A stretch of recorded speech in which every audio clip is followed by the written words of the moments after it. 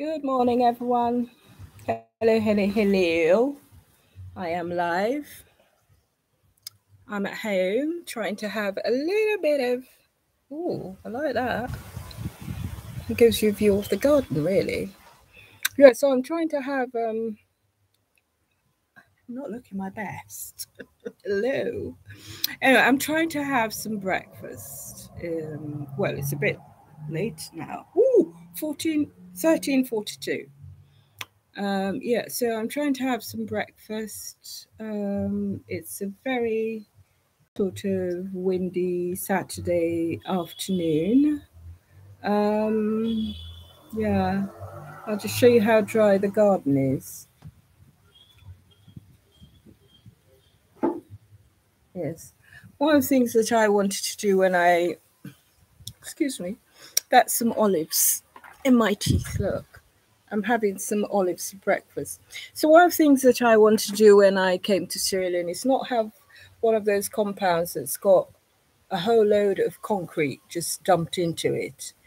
I wanted to have a proper garden with flowers and trees and plants and things growing and stuff that people could eat and all of that. So here we are.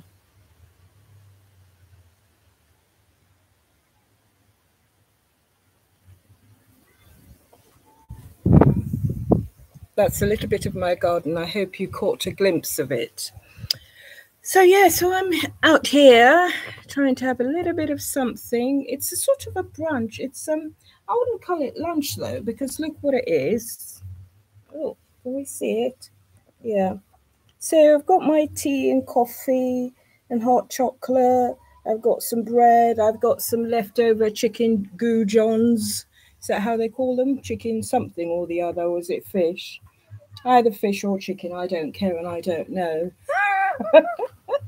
But first, I'm going to have my olives. I love olives.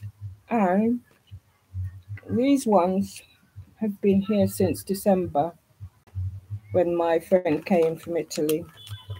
She bought these. She bought me 3 packs of these ones or four. I can't remember what, but this is the last one anyway. So I'm enjoying them. Yep. And they are seedless. Oh, look, they're little. Mm. Yeah, we got little in the UK as well. I got my coffee.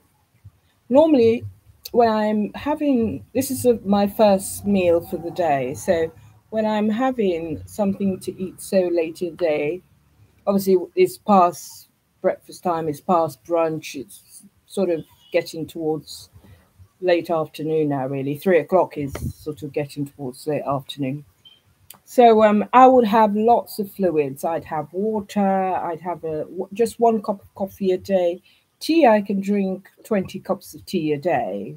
Not that I do that in Sierra Leone, but I could do if I had the time and whatever to do it. But yeah, so I'm going to have my coffee, have some water, um, and then have my chicken goujons and a little bit of bread to see how that goes. So that probably lasts me. And then I have this hot chocolate mix, Galaxy, which I bought a whole host from and had it sent to me. So it's a bit on the thick side of things. I'm just going to pour some milk into it, just make it less thick, I think. Um, so in the UK, thick is a slang word for somebody who's stupid.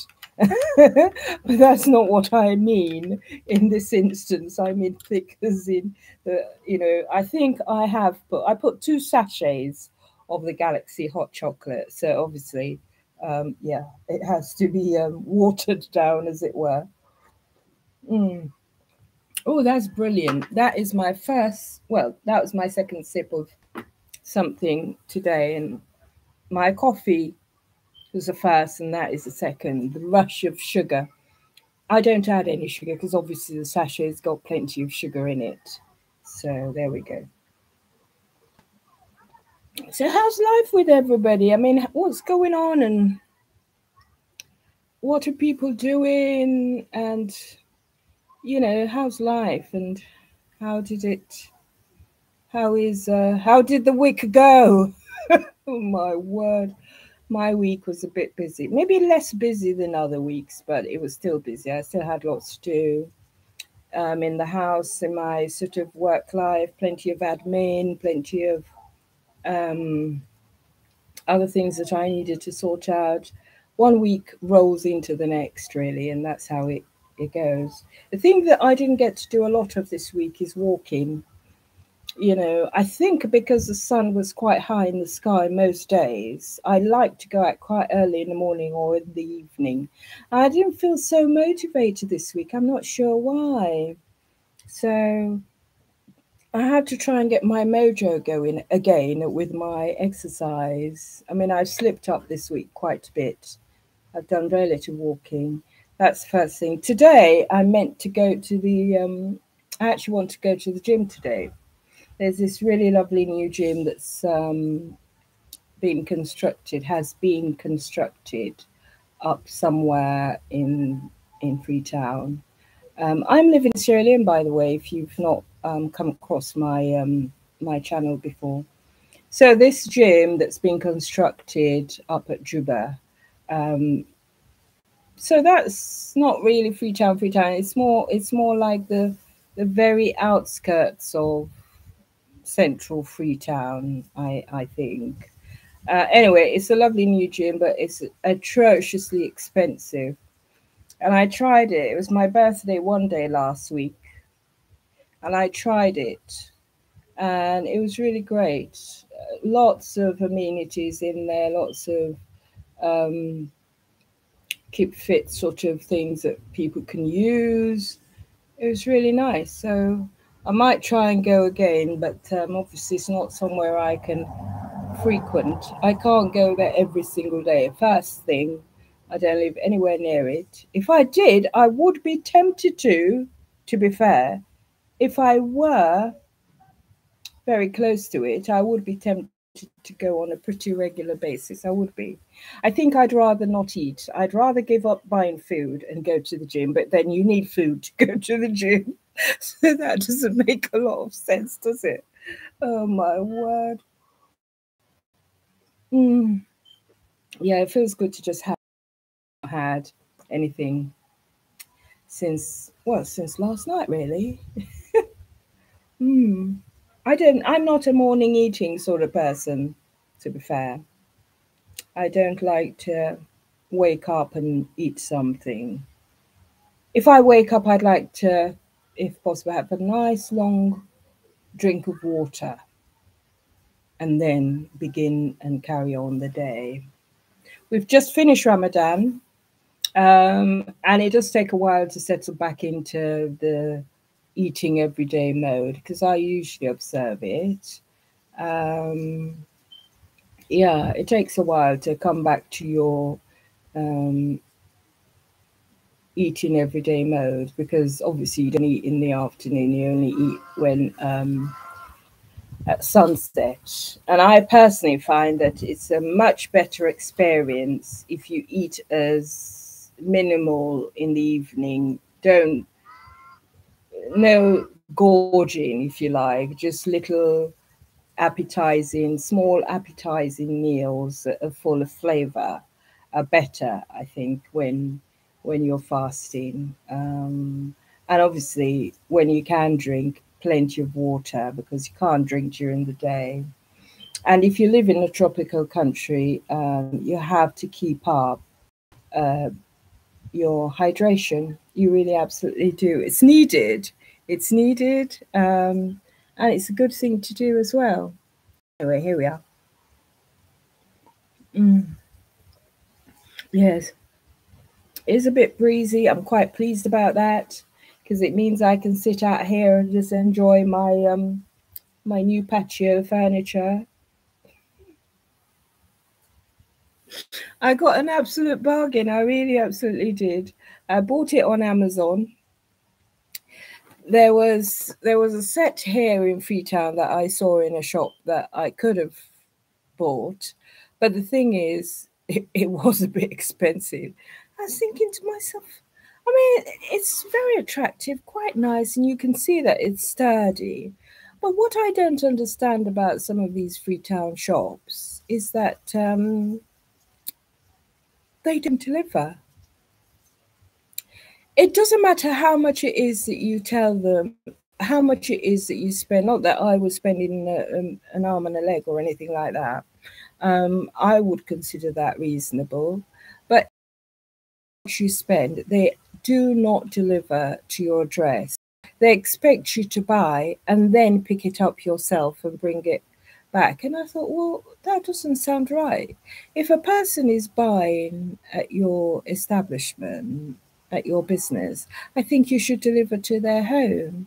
And that's one of the things that put me off, the fact that I would have had to pay another amount to have the items delivered.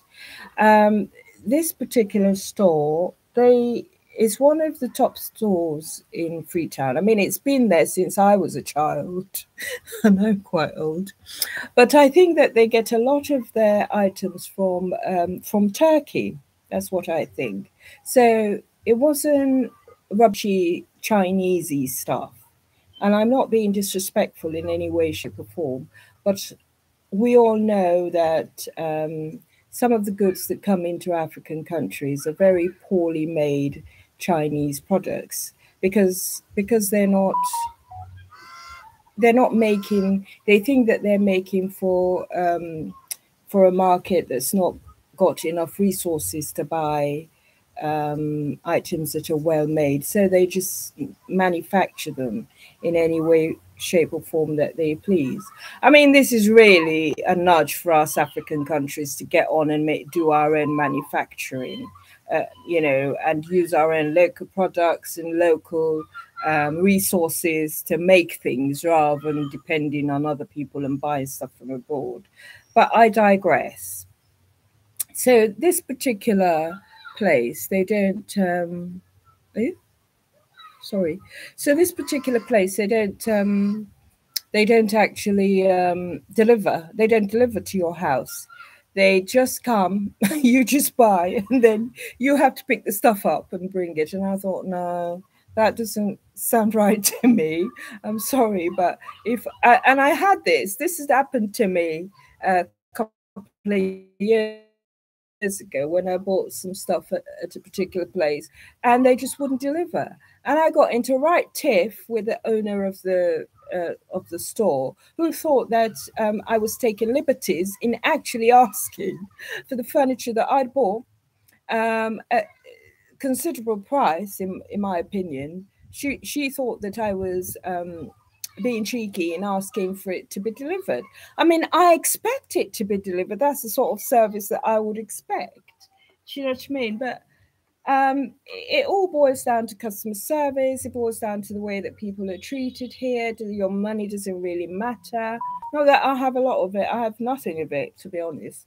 But it's not respected. It's a customer is just not respected. It's a buy it or take it or leave it sort of scenario.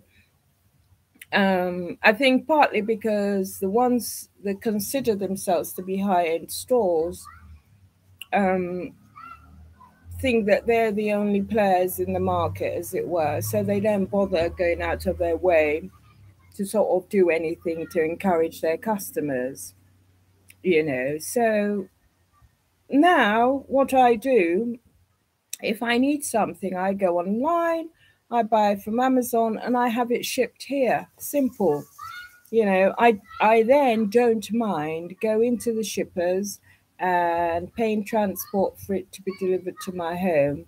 It's better for me that way. I want to be able to support local businesses and buy things here that I want, but I'm not going to be treated because it's I'm paying money for it. I'm not asking anybody to do me a favor or to give me something for free. I may bargain the price, but of course I would. That's just part of my DNA to bargain the price for something. I mean, I bargain the prices wherever I am. It doesn't matter. But the thing is, once I'm agreed on a price, I pay what I've said and what I'm agreed on, and I expect it to be delivered. If they can't deliver it, I go on. And funny enough, when you go online and you buy things from stores and other places and have it delivered to your shippers, you get it for a fraction of the price. That is what is annoying. And I understand the businesses have to pay huge shipping costs themselves. They have to pay their workers. They have to pay for premises. They have to pay for fuel. They have to pay for energy, all of those things, and transport. I understand all of those things, but to be in business, you've got to do something, especially in this country where being in business is not so respected. And they've just levied another 3% tax on people who are in business, which they have to fork out of their turnover to pay to the government. It's a kick in the teeth for businesses. So the point I'm trying to make it, there's got to be some flexibility in there somewhere towards your customers. Do what you can. Don't aggravate them. Don't treat them like they're nothing and they mean nothing. They mean something to your business. So, and to your livelihood and to the livelihood of the people that you employ. So, a little bit of give and take wouldn't go amiss. Do you know what I mean? It really absolutely wouldn't. But you can't talk to business people here in that way for them to listen to you. I know one business that I've bought something off of in Sierra Leone. I live in Sierra Leone, by the way, folks. Bugger off, flies. One business, and that's a business on Wilkinson Road called AH&M, and they sell like water containers, water tanks, and so on. I didn't even have to ask them, would you deliver? I bought the water tank off of them. They took my address. I told them that I didn't want anybody sent to my address because I'm a middle-aged woman. Thank you very much. I didn't want anybody sent to my address who was rude and loud or didn't have manners and didn't know how to talk to people. And they sent along a gentleman, really nice. He came, he was smiling right throughout the whole exercise. He put down the container, he talked to me about this and that, I can't remember what. But, pleasant gentleman, pleasant interlude between him and myself. And that is what I would like to see happen in other cases. I mean, the furniture store that I was telling you I went to in a couple of years ago where I bought a few things. The man who was a shop assistant who'd been working there, I understand, for about 15 years, he was absolutely rude. He kept treating me like I was a criminal. He really absolutely did. I bought a few things, bought mirrors, bought this, bought that, and all the rest of it. And he kept going back like I was forgetting to pay for this, or kept insinuating, I felt at the time. So it was really bad. I don't know. I will never ever ever go back to that store again. Never ever ever. The audacity of it, the indignity. I will never go back there. So that's it really. I think businesses have to do better. I understand that I really do understand that they are under a lot of constraints and that things could be made better for businesses. It's not really a business thriving, inducing sort of atmosphere that we're in this country, to be honest. It's not like businesses are encouraged in terms of taxation, in terms of openness, in terms of clarity, in terms of honesty and all of those things. And people have to really cut corners to present their businesses to the public. They really have to do a lot of drastic stuff. And I think that's where all the dishonest and underhand stuff comes through. I really do think so, because they just don't encourage businesses to thrive. And I think they try, the situation that we're in is so it's so corrupt that everything is extracted out of businesses, for people who sort of uh, who think they have the upper hand over these businesses and the owners of them. So, for example, they have to be doing lots of favors for people. If you own a supermarket, for example, and such a person is the somebody of the somebody, you might have to give them a full basket full of free goods. You know, I'm just saying that's just an example that came into my head. So there are so many ways that businesses are daunted one way or another in their journey. Yeah, so that's my sort of late-ish lunch. And look, I haven't even finished my coffee. Still got my hot chocolate. I better get on with it. I better get on with eating. Otherwise, what will happen? Oh my word! Look at that. It's 3 o'clock. What'll happen is that we'll get on to 5 o'clock in the afternoon, and I still wouldn't have had my food. I've had this, particularly when it's just the couple of weeks after Ramadan. I find I'm like this. I hardly remember to eat properly, until I get slowly back into that mode of, just remembering to eat. Normally, actually, I would only eat once a day. That's it. And then in the evening, I might have a cup of soup or something like that, or fruit, fruit. I would have some fruit in the evening. But in the weeks after Ramadan, I really have to just watch myself. Otherwise, I might go till 5 o'clock in the evening and not eat, because that's what my brain's telling me to do. Anyway, I better push off. I've yapped and yapped quite a bit. But no, if you have an opinion, if you know anything about Sierra Leone and you've lived here, or you have any experience, or whatever African country you might be in, and you have any experience of buying stuff or businesses or whatever it is, let us know. Put a comment down there and let me know what you think. My name is Nyamakoro Silla. I live in Sierra Leone, and I'm a politician activist. My whole career was spent in healthcare. So I'm a healthcare professional as well.